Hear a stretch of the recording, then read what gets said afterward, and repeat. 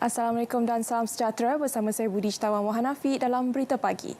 Kerajaan memberi jaminan tiada usahawan akan terpinggir menerusi sistem permohonan geran khas prihatin GKP yang dibuka kepada orang ramai mulai hari ini. Timbalan Menteri Pembangunan Usahawan dan Koperasi Datuk Mas Elmi Yati Samsudin berkata, syarat-syarat permohonan telah dipermudahkan untuk golongan berkenaan. Kerajaan prihatin dan mendengar rintihan dan juga maklum balas daripada usahawan-usahawan kita yang mempunyai kesukaran. Tak semua yang berdaftar dengan pihak LSDN dan tak semua yang berdaftar dengan SSM. Jadi dipermudahkan dengan maksudnya yang berdaftar dengan pihak berkuasa tempatan juga ada dalam syarat yang dinyatakan. Jadi itu cukup mudah pada saya.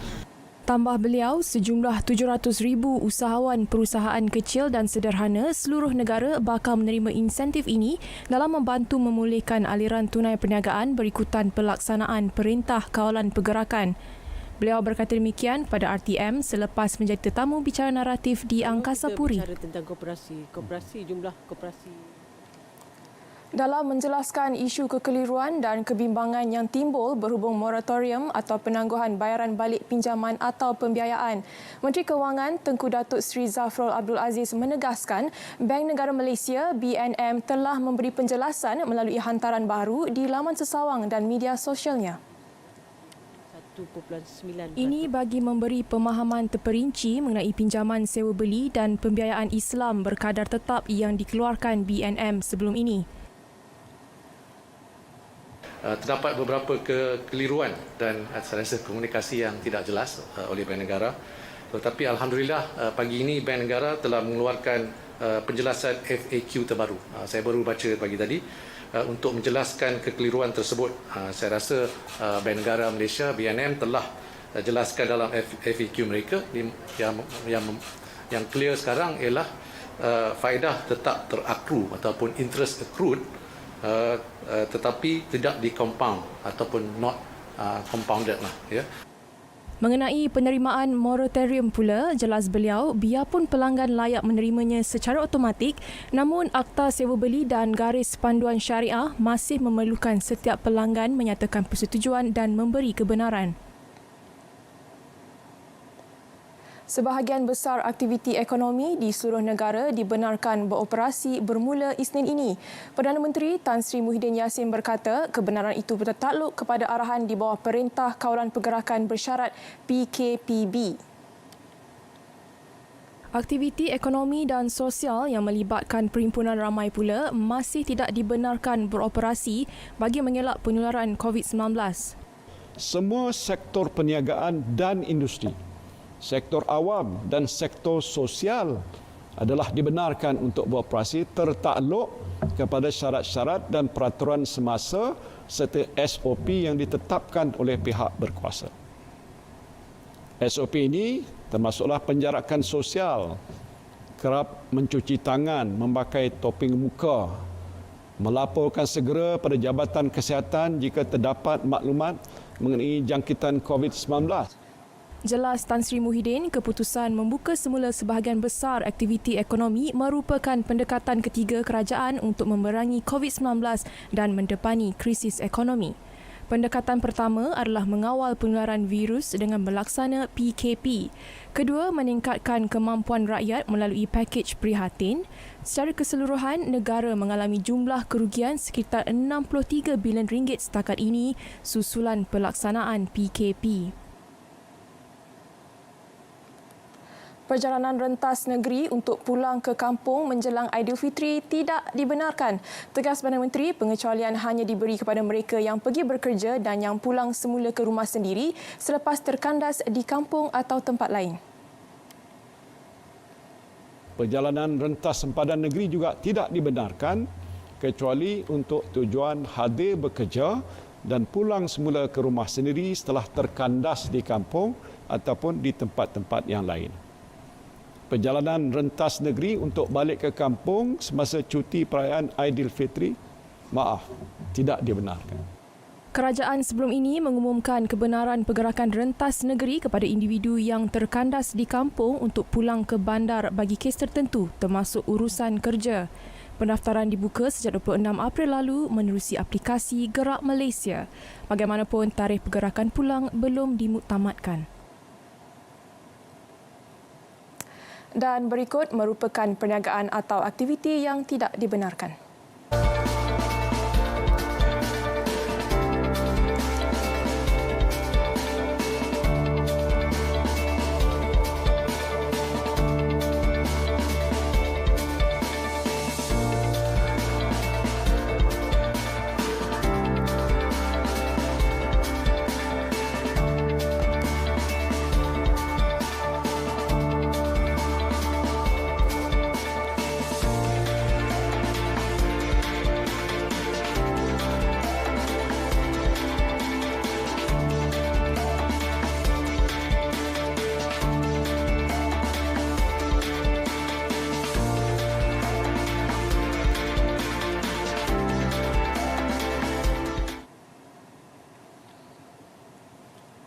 Dalam perkembangan sama, Ketua Pengarah Kesihatan Datuk Dr. Nur Hisham berkata, kementeriannya menyambut baik pengumuman Perdana Menteri yang menekankan mengenai pematuhan kepada prosedur operasi standard SOP yang ditetapkan apabila membenarkan negara sektor ekonomi beroperasi semula secara terkawal.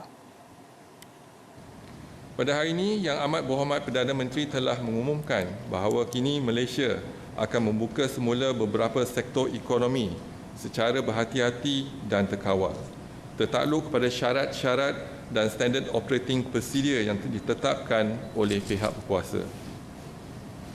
Kementerian Kesihatan menyambut baik pengumuman Yang Amat Berhormat Perdana Menteri yang menekankan mengenai pematuhan kepada SOP yang ditetapkan. KKM juga menyokong bahawa perimpunan ramai dan aktiviti yang mendedahkan orang awam kepada risiko jangkitan COVID-19 adalah masih tidak dibenarkan. Tambah Datuk Dr. Nur Hisham lagi, semua majikan dan warga pekerja adalah dinasihatkan untuk membiasakan dan mempraktikkan norma baharu dalam kehidupan dan cara kerja bagi memastikan penularan jangkitan COVID-19 dapat terus dibendung. Dalam pada itu, pihak majikan menyambut baik pengumuman Perdana Menteri berhubung pembukaan semula sektor ekonomi dan aktiviti perniagaan. Mereka menyifatkan langkah tersebut membolehkan para majikan menjalankan semula aktiviti perniagaan selepas ditutup sejak 18 Mac lalu berikutan pelaksanaan Perintah Kawalan Pergerakan PKP. Ahli Perniagaan Datuk Syahanim Muhammad Yusof berkata, keputusan kerajaan jelas memberi impak positif kepada pelbagai sektor termasuk perusahaan kecil dan sederhana, PKS serta industri pembuatan dan perkilangan. Tutup lama. Dia buat satu produk kepada luar negara. Dia buat produk untuk US, untuk Australia, untuk Singapura. Tapi bila terlalu cuti lama, negara-negara luar ni dia tak boleh tunggu. Produk tu dia pun nak guna. So akan sampai masa yang kita takut sekarang ni, negara-negara luar kata okey, Malaysia kilang ni kami tak mau you punya produk sebab dia dah tutup lama dah. Kami dah rugi. Sebab tu PM terpaksa buat keputusan yang bagi saya sangat berat, tetapi memandangkan ekonomi negara, PM terpaksa buat keputusan supaya dibuka balik industri kilang yang mana kita tak mau pelabur-pelabur ni akan tarik balik mereka punya bisnes dari Malaysia. Sementara itu, Pengerusi One Dragon Group, Datuk Seri Dr. Cheng So Chi berkata, keputusan kerajaan akan memberikan impak positif terhadap sektor pengeluaran khususnya yang mengeluarkan produk untuk pasaran tempatan dan luar negara. Bagi kita pun, pasal ekonomi sekarang pun memang down lah, turun lah. Bagi kelang-kelang semua boleh start, memang bagus lah bagi ekonomi Malaysia. Memang kita percaya Malaysia memang boleh. Pasal dia tak dengan lain dengan tempat-tempat, lain dengan negeri. Dia akan lambat, Malaysia cepat. Apa pun cepat. Dia sat saja, sekejap saja dia boleh balik macam dulu lah. Saya percayalah, memang cepat lah. So bagi raya-raya semua, memang boleh balik kerja semua. Tapi kena jaga-jagalah kan. Kena pakai mask semua. Bagi kita punya badan jaga sendiri. Jangan bagi ini virus kena bagi keluarga. Kerajaan Negeri Sembilan juga turut menzahirkan sokongan terhadap keputusan Kerajaan Pusat melaksanakan Perintah Kawalan Pergerakan Bersyarat PKPB itu. Kita sebagai rakyat yang telah diberikan peluang semula untuk kembali Sekurang-kurangnya walaupun tidak 100%, tetapi kita kena memastikan bahawa keselamatan diri kita adalah tanggungjawab kita. Ini yang harus penting, isu social distancing ataupun penjarakan sosial. Ini harus ada di mana-mana juga, tidak kira di tempat kerja, di tempat awam ataupun di kawasan-kawasan yang dibenarkan. Beliau yang ditemui di Seremban turut mengingatkan orang ramai agar menjadikan amalan kesihatan seperti kerap mencuci tangan, memakai topeng muka ketika keluar dan mengelakkan sentuhan sebagai norma baharu yang perlu dipatuhi. Tambahnya, kerajaan negeri juga sentiasa memantau beberapa kawasan tumpuan seperti di Sendayan dan Bahau. Operasi perniagaan di kawasan terbabit adalah tertakluk kepada kebenaran daripada pihak berkuasa tempatan yang akan menilai kadar risiko kawasan masing-masing. Untuk maklumat terkini wabak COVID-19, ikuti laman rasmi media sosial Berita RTM. Instagram, Facebook, Twitter, YouTube dan portal rasmi Berita RTM. RTM, jenama media paling dipercayai.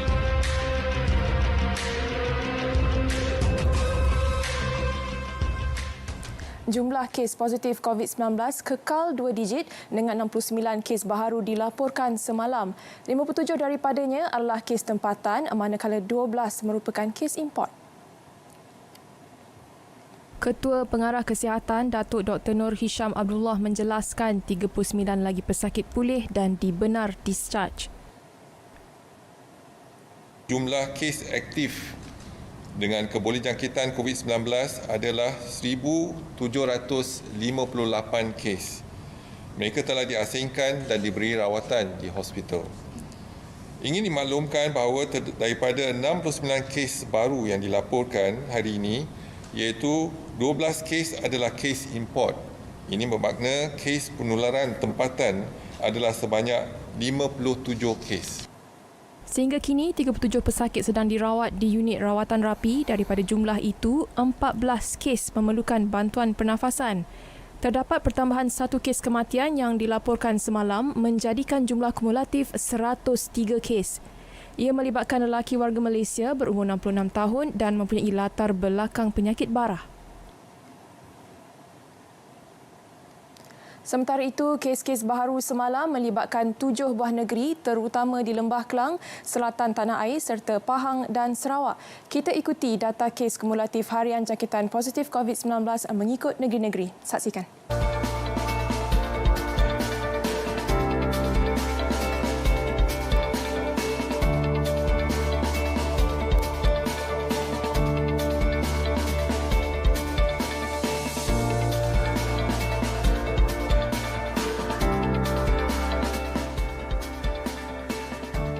Usahawan tempatan disaran melaksana langkah pendigitalan untuk memastikan syarikat kekal berdaya saing dalam persekitaran normal baharu.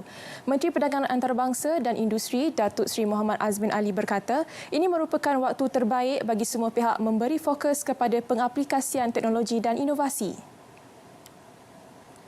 Menerusi perutusan sempena Hari Pekerja semalam, beliau berkata normal baharu ini juga mengalakkan budaya bekerja secara dalam talian dari kediaman masing-masing. Ini akan menggalakkan syarikat dari pelbagai sektor mengubah cara mereka beroperasi. Secara tidak langsung, keseimbangan dalam produktiviti dan kehidupan berkeluarga mampu direalisasikan. Justru, majikan perlu mengambil inisiatif untuk sentiasa memberi latihan terbaik bagi meningkatkan kepakaran pekerja yang menjadi penentu kedudukan daya saing ekonomi negara. 3.162 juta ringgit diperuntuk Majlis Agama Islam dan Adat Istiadat Melayu Perlis MAIPS untuk diagihkan kepada asnaf yang layak di negeri berkenaan. Bantuan tersebut disalurkan kepada kesemua masjid di seluruh Perlis sebagai institusi agama paling dekat dengan masyarakat. Simbolik pelancaran peruntukan bantuan MAIPS melalui masjid disempurnakan Raja Muda Perlis Tuanku Said Faizuddin Putra Jamalul Lail merangkap yang dipertua MAIPS. Menurut Ketua Pegawai Eksekutif MAEPS, Muhammad Nazib Muhammad Noor, bantuan berkenaan merangkumi 2 program utama MAEPS. Antaranya program dakwah bil hal yang memperuntuk sumbangan makanan dan program baik pulih mikro rumah yang rosak di bawah RM5,000. Banyak 10 orang asnaf untuk setiap bulan untuk setiap masjid. Maknanya dalam 612 orang 620 orang asnaf yang disantuni oleh pihak Jawatan Kuasa Karya di seluruh masjid pada setiap bulan. Dan ini melewati setiap bulan mereka akan melaksanakan program yang sedemikian. Manakala untuk bantuan baik mikro, baik pulih rumah, sebanyak 5 asnaf akan disantuni oleh setiap masjid, yang mana insya-Allah sebanyak 510 buah rumah. Melalui beberapa program bantuan MAEPS, hampir 250 asnaf berjaya mendapat pekerjaan, manakala 25 keluarga mampu menjana ekonomi sekaligus keluar daripada kepompong kemiskinan.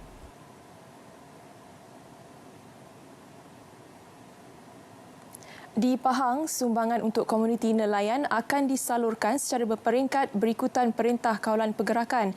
Bantuan menerusi Kerajaan Negeri dan Lembaga Kemajuan Ikan Malaysia LKIM Pahang itu diagihkan bagi meringankan beban nelayan sekaligus membantu menampung keperluan harian mereka. Menurut pengarah LKIM Negeri, Rashima Baharudin, golongan tersebut masih dibenarkan turun ke laut dengan garis panduan yang ditetapkan oleh pihak berkuasa. Namun keadaan cuaca tidak menentu kini membataskan pergerakan mereka. Rata-rata penerima manfaat yang ditemui gembira dengan pemberian sumbangan berkenaan. Kami bersyukur atas bantuan yang telah diberikan.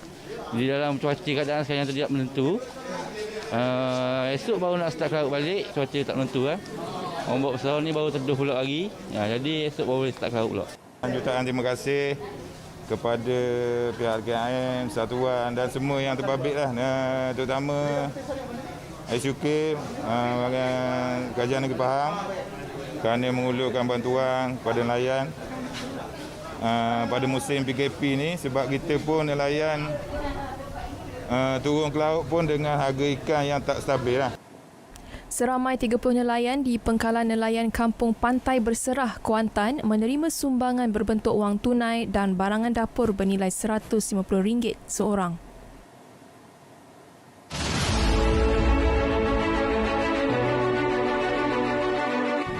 Teruskanlah cekal, kuat dan bersemangat. Yakinlah kita akan dapat atasi dugaan ini bersama-sama. Stay at home, kita mesti menang. Stay at home, kita mesti.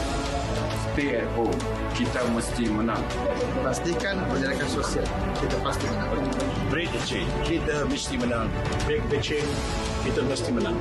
Thailand, kita mesti menang. Stay at home, kita mesti menang. Break the chain, kita mesti menang. Pada perlawanan, kita mesti menang. Kita duduk rumah, kita mesti menang.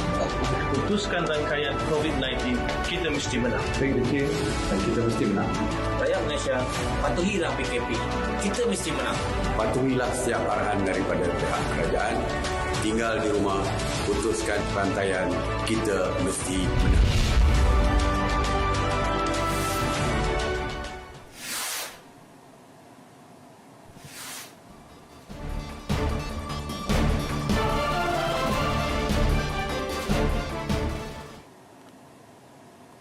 Kerajaan Ireland melanjutkan Perintah Kawalan Pergerakan selama 2 minggu lagi. Perdana Menterinya Leo Varadkar menerusi perutusan khas berkata ia akan berakhir pada 18 Mei depan sebelum ekonomi dibuka semula. Jelasnya, langkah itu perlu diambil dalam usaha membendung penularan COVID-19. Tonight I want to explain to you why we have to extend current restrictions until the 18th of May. And also share with you our plan to reopen our economy and society in phases starting on that day. Ireland merekodkan lebih 20,000 kes kumulatif dengan 1,265 kematian akibat pandemik itu. Dalam pada itu, penduduk Palestin terus cekal menjalani bulan Ramadan meskipun terus dihimpit Zionis. Visual memaparkan beberapa rakyatnya menunaikan sembahyang secara berjemaah di kawasan terbuka dekat Bukit Zaitun dengan mengamalkan penjarakan sosial. Kelihatan dari jauh Masjid Al-Aqsa yang masih ditutup berikutan keselamatan dipertingkat bagi mengelakkan penyebaran COVID-19.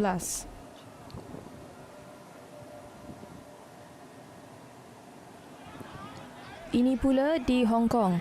Polis terpaksa dikerah mengawal keadaan apabila ratusan penunjuk perasaan pro-demokrasi bertindak berkumpul dalam sebuah pusat beli belah.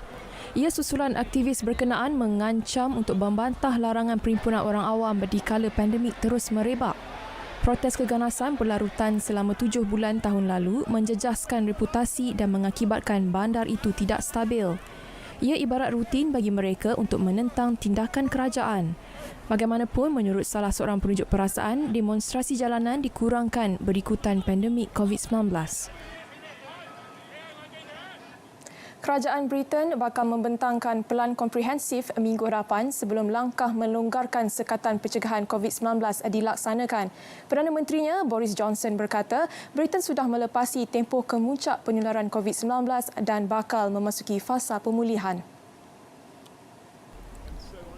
Menurut Johnson, kerajaan akan menggubal peraturan baharu sebelum semua sekolah dan perniagaan dibenarkan dibuka semula. Langkah pencegahan seperti penjarakan sosial dan pemakaian penutup hidung dan mulut kemungkinan dikekalkan bagi mengelak berlaku jangkitan berulang. Johnson berkata fokus utama kerajaan pasca penularan COVID-19 adalah pemulihan ekonomi dan meneruskan kajian penghasilan vaksin. Universiti Oxford dan syarikat farmaseutical AstraZeneca telah menjalin kerjasama bagi tujuan menghasilkan vaksin pandemik COVID-19. Sementara itu, di New York, siasatan dijalankan pihak berkuasa terhadap sebuah rumah pengebumian di Brooklyn setelah puluhan mayat reput ditemui dalam trak. 60 mayat dipercayai tidak dikendalikan dengan cara yang betul ketika pandemik COVID-19 sedang merebak. Siasatan dijalankan setelah polis menerima laporan terdapat bau mencurigakan datang dari 2 kenderaan yang diparkir di hadapan rumah pengebumian berkenaan. Pesuruhjaya Kesihatan Negeri Howard Zucker bagaimanapun berkata pihaknya tidak menerima sebarang aduan berhubung urusan mencurigakan syarikat terbabit sebelum ini. Pemilik rumah pengebumian tersebut, Andrew Clackley pula memberi alasan pihaknya telah kehabisan ruang untuk menempatkan mayat berkenaan susulan kematian akibat COVID-19 meningkat. Jelasnya, dia terpaksa meletakkan mayat-mayat tersebut dalam trak sementara menanti proses dikebumikan. Lain pula di Hungary, keputusan kerajaan memaksa pesakit kronik keluar dari hospital mengakibatkan penderitaan kepada keluarga mangsa kerana terpaksa menjaga ahli keluarga yang sakit. Tindakan ini dilakukan kerajaan bagi memberi laluan kepada pesakit COVID-19. Ada yang meninggal dunia beberapa hari setelah dikeluarkan dari hospital. Antaranya Lila Ilona Zaleski yang terpaksa menjaga ibunya 79 tahun yang menghidap pelbagai komplikasi penyakit kronik. Malangnya, ibunya meninggal dunia dalam tempoh seminggu dirawat di rumah kerana tidak menerima rawatan sempurna. Keluarga berkenaan antara yang terkesan dengan keputusan kerajaan yang dianggap tidak bertimbang rasa. Hungary mencatatkan hampir 3,000 kes positif dengan lebih 300 kematian.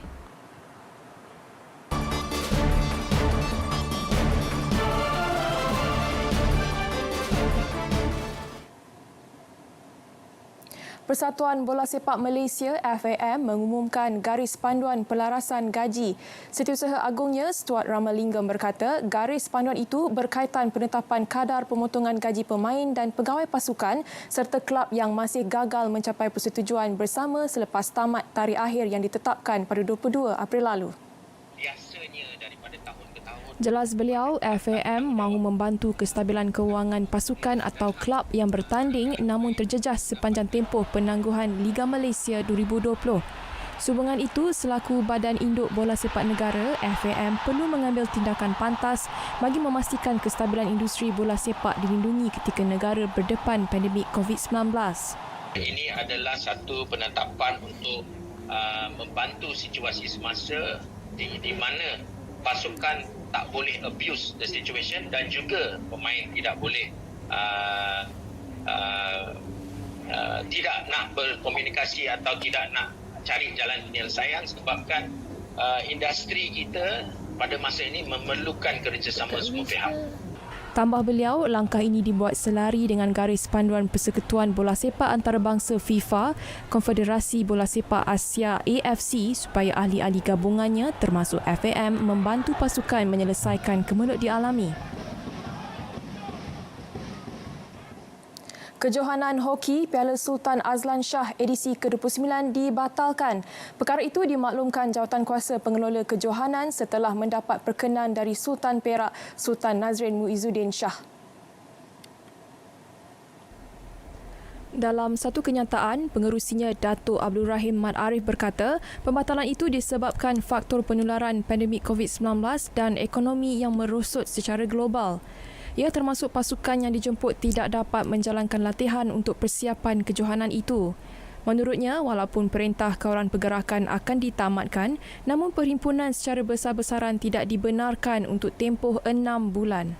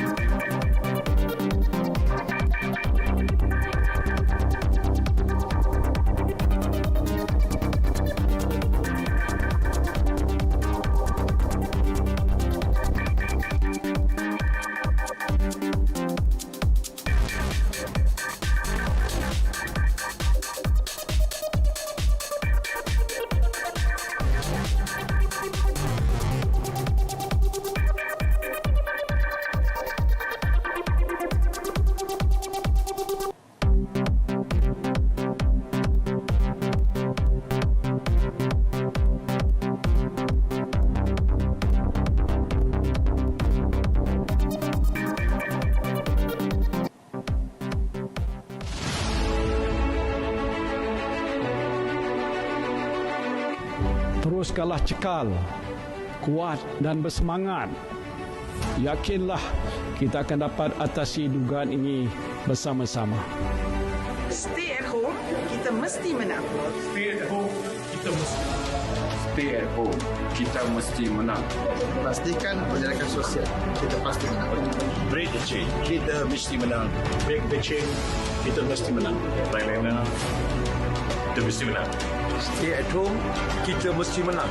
Break the chain, kita mesti menang. Pada hal lainnya, kita mesti menang. Kita duduk rumah, kita mesti menang. Putuskan rangkaian COVID-19, kita mesti menang. Break the chain, kita mesti menang. Rakyat Malaysia, patuhilah PKP. Kita mesti menang. Patuhilah setiap arahan daripada pihak kerajaan. Tinggal di rumah, putuskan rantaian, kita mesti menang.